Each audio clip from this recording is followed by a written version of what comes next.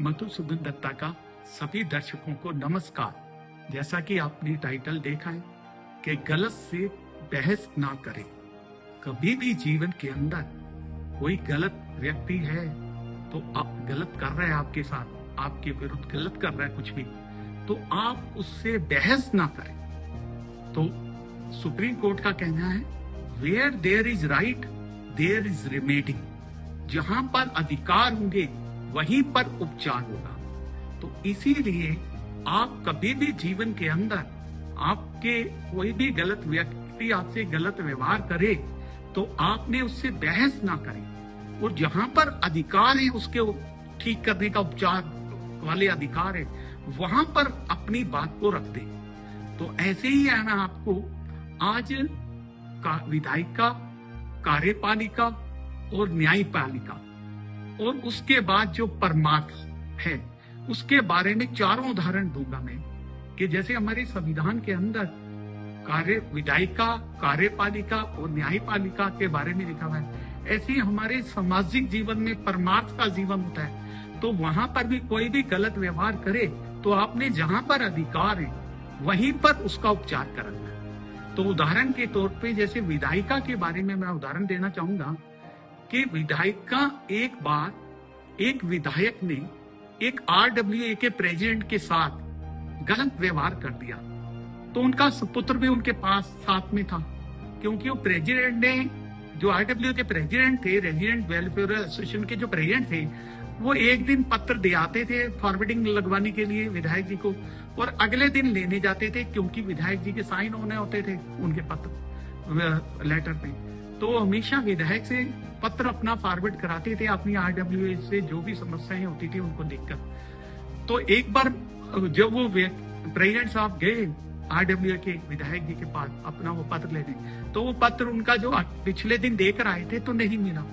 तो उनका सुपुत्र भी उनके साथ था।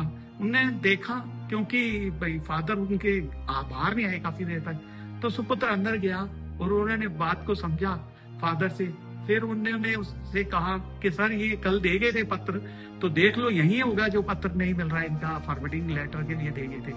तो विधायक जी ने उनसे गलत व्यवहार कर दिया प्रेसिडेंट के सुपुत्र के साथ। तो उस व्यक्ति ने, वो जो सुपुत्र था उनका प्रेसिडेंट का, उसने कुछ भी विधायक जी से नहीं बोला और चुपचाप बाहर आ गया, अपने फादर को लेके घर आ गया। तो उसने देखा इनको जो टिकट देते थे, उस विधायक जी को जो टिकट रिकमेंड की जाती थी उस जिनके द्वारा, तो वो उनके पास गया। वो व्यक्ति, वो लक्ष्मण देव जी थे, उनका नाम लक्ष्मण देव जी भी था, दिल्ली यूनिवर्सिटी में थे। उनकी रिकमेंडेशन से ही वहां दिल्ली के जो 70 विधायकों में से लगभग 15 विधायकों को उनकी रिकमेंडेशन से ही टिकट दी जाती थी पार्टी के द्वारा। तो वो उनके पास गया और उनको बताया व्यक्ति ने कि सर उन्होंने ऐसे ऐसे व्यवहार कर दिया है और मैंने कुछ भी एक शब्द नहीं बोला, क्योंकि मेरे जीवन के नियम है। उस व्यक्ति ने बताया कि मेरे जीवन के नियम है, कोई भी गलत व्यवहार करता है तो मैं उसके आगे खामोश रहता हूँ, उससे बहस नहीं करता। तो लक्ष्मण देव जी ने बात को सुना तो उन्होंने कहा बहुत अच्छा किया कि आपने कुछ भी उनको नहीं बोला। तो उस कारण से हमारे को डिसीजन लेने में बहुत अच्छा हो गया कि आपने कुछ बोला नहीं उनके आगे।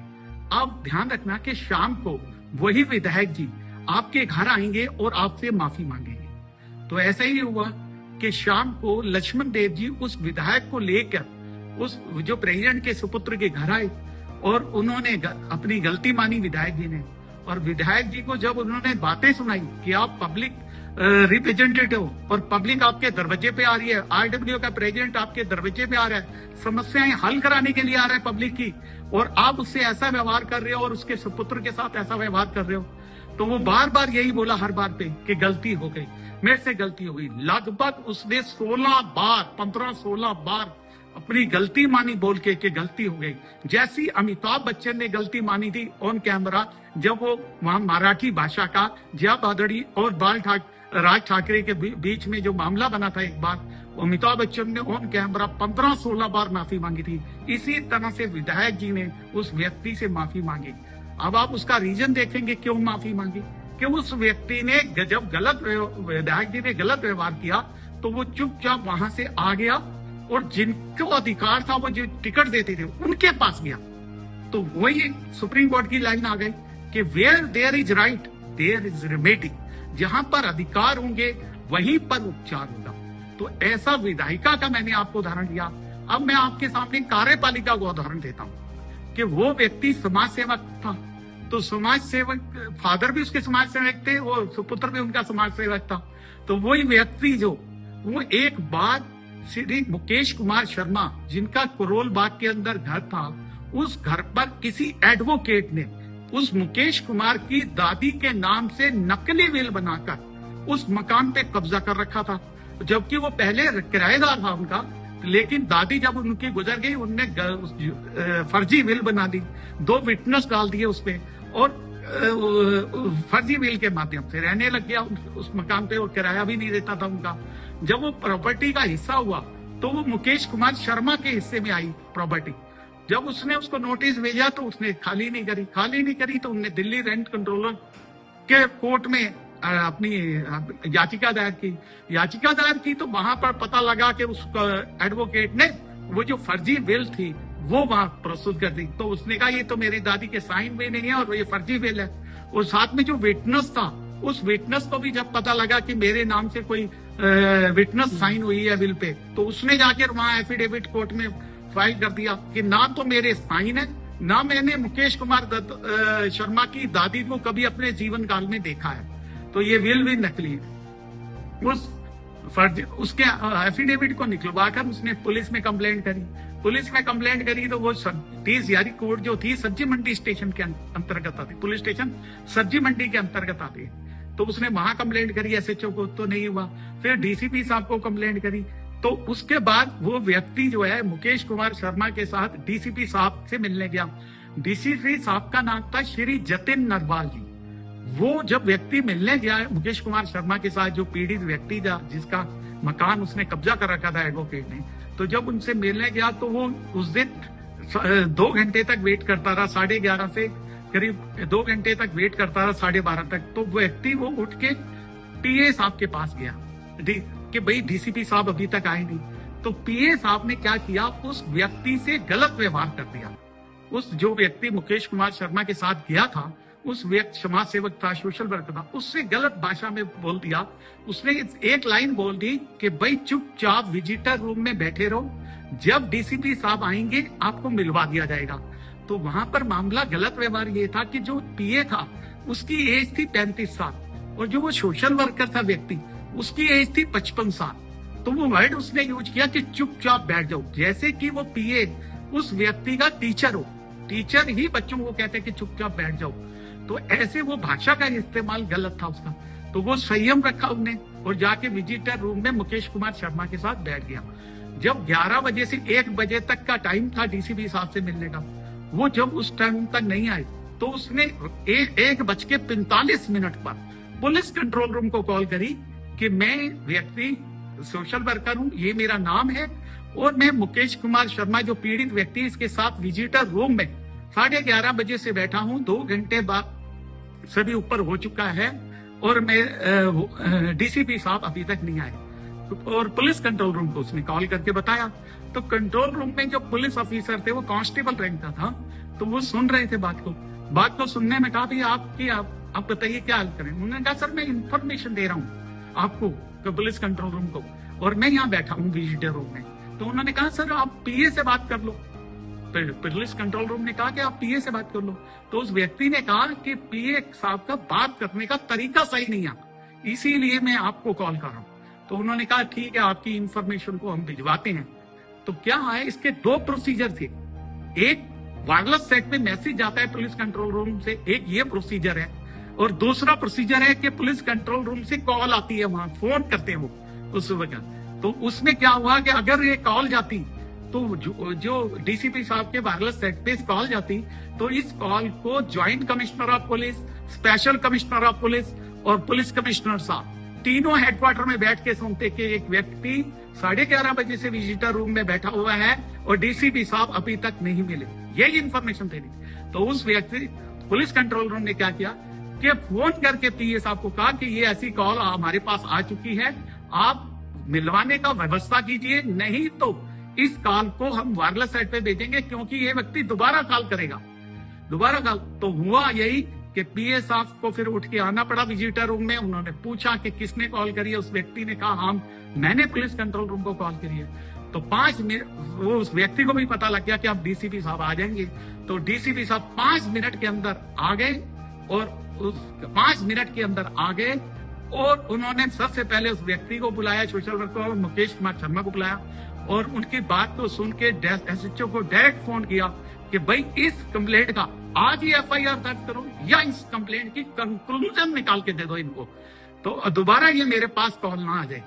तो मैं आपको ये भी बता दूं कि उस दिन वो जो डीसीपी साहब थे वो नॉर्थ डिस्ट्रिक्ट था, और नॉर्थ डिस्ट्रिक्ट में ही राजनिवास आता है, जहां लेफ्टिनेंट गवर्नर साहब की सुपुत्री की शादी थी, और शाम को प्रेसिडेंट साहब ने आना था वहां पर शादी में, इसलिए वो व्यवस्था में पूरी लगे थे और उस व्यवस्था को छोड़ कर आए थे।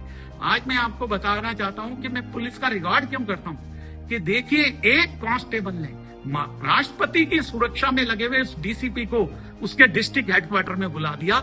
ये है पुलिस जो है मानव अधिकारों की सबसे बड़ी रक्षक है, कि राष्ट्रपति की सुरक्षा जी को छोड़ के डीसीपी को अपने डिस्ट्रिक्ट हेडक्वार्टर में आना पड़ा, और पीड़ित व्यक्ति की बात को सुनना पड़ा, और एसएचओ को फोन पर हिदायत दी कि आज ही एफआईआर दर्ज करो, नहीं तो इनको कंक्लूजन निकाल के दो कंप्लेंट का। तो मेरा कहने का मतलब ये है कि उस व्यक्ति ने जो डिस्ट्रिक्ट हेडक्वार्टर था, उसके जो डीसीपी साहब के पीए थे, उनको कुछ नहीं बोला। यही हमारा आज का सब्जेक्ट है, भाई गलत से कभी बहस ना करें, यही सब्जेक्ट। तो उसने कोई पीए साहब से बहस नहीं करी, और उस व्यवस्था को यूटिलाइज किया, पुलिस की व्यवस्था को यूटिलाइज किया। Where there is right there is remedy. अगर डिस्ट्रिक्ट हेडक्वार्टर में डीसीपी नहीं आ तो पुलिस कंट्रोल रूम उसकी व्यवस्था करेगा, और उन्होंने की व्यवस्था। तो इसीलिए अब मैं तीसरा आपको बताना चाहूंगा न्यायपालिका का। न्यायपालिका के अंदर एक बात, उसी व्यक्ति ने जनप्रतिनिधि के खिलाफ, जब पुलिस ने एफआईआर लॉन्च नहीं करी, एसएचओ ने और डीसीपी ने, पुलिस कमिश्नर ने, तो उसी व्यक्ति ने कानून के अनुसार कोर्ट के अंदर कंप्लेंट फाइल कर दी। कोर्ट के अंदर कंप्लेंट फाइल कर दी, तो वो जो जज साहब थे, प्रिजाइडिंग ऑफिसर थे, जो प्रिजाइडिंग ऑफिसर जो थे, वो उससे व्यवहार सही नहीं करते थे उस व्यक्ति से। और उस एक बुजुर्ग व्यक्ति ने उस व्यक्ति को समझा रखा था कि भाई हम कभी भी किसी भी कोर्ट के प्रिजाइडिंग ऑफिसर चाहे जज को ना तो चाकू मार सकते हैं ना गोली मार सकते हैं, क्योंकि भारतीय संविधान के आर्टिकल 51A में लिखा है कि प्रत्येक नागरिक का कर्तव्य है कि वो हिंसा से दूर रहे। तो इसीलिए कोई हिंसा नहीं कर सकते। सिर्फ जज का एक ही उपचार है कोर्ट के अंदर कि एप्लीकेशन आप मूव करोगे और वो गलत ऑर्डर कर देगा। उन एप्लीकेशन पे एप्लीकेशन मूव करते जाओ, वो गलत ऑर्डर पे गलत ऑर्डर करता चला जाएगा, और उन ऑर्डरों को इकट्ठा करके आप वहां के चीफ जस्टिस के पास रख दीजिए कि इस मजिस्ट्रेट ने या इस जज ने ये ऑर्डर की है, इसकी पावर को विड्रॉवल ले लो और ये मामला जल्दी से सुलझाओ। तो उसी ने ऐसा ही बुजुर्ग व्यक्ति के कहने से ऐसा किया, सारे ऑर्डरों को इकट्ठा करके दिल्ली हाई कोर्ट के चीफ जस्टिस के आगे रख दिए, कंप्लेंट लगाकर सारे ऑर्डर और सारे फैक्ट के साथ इसकी पावर को विड्रॉवल ले लो। ये धारा आपको स्क्रीन पर नजर आ रही है, इस धारा के तहत विड्रॉवल ले लो और ये मामला जल्दी से सुलझाया जाए।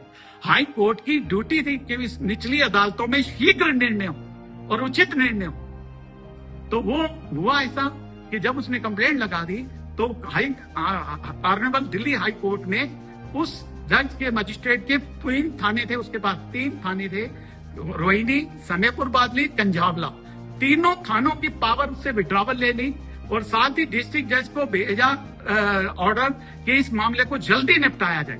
तो उन तीनों थानों की पावर विड्रॉवल ले ली और उससे और कभी भी उसको कभी थाने नहीं दिए जब तक वो मेट्रोपॉलिटन मजिस्ट्रेट रहे, और जब वो एडिशनल डिस्ट्रिक्ट जज बने तो उन्हें भी तब भी सिविल मैटर दिया गया। सबसे पहले प्रमोशन के बाद भी एडिशनल डिस्ट्रिक्ट जज बनाया गया, एडिशनल सेशन जज के रूप में उन्हें कोई क्रिमिनल केस नहीं दिए गए जब प्रमोशन हुई उनकी प्रोफेशन की शुरुआत में। तो कहने का मतलब ये है कि where there is right there is remedy. वहां पर उसने मजिस्ट्रेट का उपचार कर दिया कोर्ट के, जो उसके साथ गलत व्यवहार कर रहा था। तो इसीलिए मेरा आपसे आज का यही है कि गलत से कभी बहस ना करें, और जहां पर उपचार होता है वहां पर उसका उपचार करवा दे। Where there is right there is remedy. तो इसी तरह से अब आपको हमने तीनों उदाहरण रखे मैंने, कार्यपालिका, विधायिका, कार्यपालिका और न्यायपालिका। अब मैं आपके सामने परमार्थ का उदाहरण रखता हूं, क्योंकि हमारा देश जो है धर्मनिरपेक्ष है, लेकिन फिर भी हमारे देश के नागरिकों को परमार्थ का या आध्यात्मिक जीवन बिताने का पूरा अधिकार है। तो वही व्यक्ति एक बार दिल्ली के अंदर संत जी का वो संबोधन था सुनने चला गया, सुनने चला गया, तो वहां पर क्वेश्चन आंसर भी रहते थे। तो वो क्वेश्चन जो आए होते थे, बैठे हुए थे नीचे, वो क्वेश्चन करते थे और संत जी ऊपर से मंच से जवाब देते थे। तो उसमें एक क्वेश्चन आया कि क्या सेवा तीर्थ स्थानों पे या आपके हेडक्वार्टर में जाकर की जा सकती है और कहीं नहीं? तो संत जी ने जवाब दिया कि सेवा जो है, आप रोड से जा रहे हैं, एक कागज का टुकड़ा पड़ा है, उठाकर कूड़ेदान में डाल देते हैं, तो वो भी सेवा है। परंतु तीर्थ स्थानों पे या हमारे हेडक्वार्टर पे सेवा का अनुकूल वातावरण होता है, सेवा का अनुकूल वातावरण होता है। उनकी बात को सुनकर वो व्यक्ति उनके हेडक्वार्टर में सेवा करने गया। तो क्या है, ग्रुप के साथ जाया जाता है। वहां पर नियम है, उनके हेडक्वार्टर में जो भी पहले जाएगा उनके लोकल सेंटर से ग्रुप के साथ जाएगा। तो वो व्यक्ति पहली बार जाकर चला गया, ग्रुप के माध्यम से वहां पर सेवा कर रहे हैं। तो वहां पर उसने सेवा करी, तो वहां पर देखा भाई अनुकूल वातावरण नहीं है, फिर भी संयम रखते हुए मैं दूसरी बार फिर आऊंगा। तो वो व्यक्ति दूसरी बार फिर ग्रुप के साथ चला गया। फिर वहां पर उससे क्या हुआ कि वो वहां पर संबोधन होता है 365 दिन। तो 365 दिन का संबोधन, तो जब वो 5 दिन वहां रहा सेवा में, तो जाता रहा। 5वें दिन उसको किसी कारण से जाने नहीं दी गया और गलत व्यवहार कर दिया उसके साथ भाषा के मामले में। तो वो व्यक्ति ने कहा कि मेरा ग्रुप जो है शाम को जा रहा है, तो मैं भी जा रहा हूँ वापसी। लेकिन उसने वहां रुका वहां पर, क्योंकि अगले 3 दिन विशेष संबोधन था और अगले दिन उसे स्लिप मिलनी थी, स्लिप की लाइन में लगना था। वो स्लिप से क्या है कि वो कभी भी उसे ग्रुप के साथ जाने की जरूरत नहीं थी, अकेला जाके सेवा कर सकता है। तो उसने वहां पर वो अगले दिन रुका, कहीं उनके ब्रांच को छोड़कर दूसरी ब्रांच जगह पे रुका और वहां से अगले दिन उसी हेडक्वार्टर में स्लिप लेने गया। स्लिप लेने के बाद आकर उसी यूनिट की अलग ब्रांच में सेवा करने गया। सेवा उस ब्रांच में नहीं किया जहां पर उससे गलत व्यवहार हुआ, उसने वो ब्रांच छोड़ दी और यूनिट की अलग ब्रांच में सेवा करने चला गया। तो वहां पर क्या हुआ, क्या परमार्थ के बारे में बता रहा हूं। वहां पर क्या है कि भाई हमारे परमार्थ में गुरु ग्रंथ साहब में लिखा है कि संतान के कारण आप खुलोया हर कम करावण आया नाम। जो संत होते हैं उसके लिए ईश्वर खुद धरती पे आता है और उनके कार्य पूरे करा के जाता है जो उनके मुख से निकले होते हैं।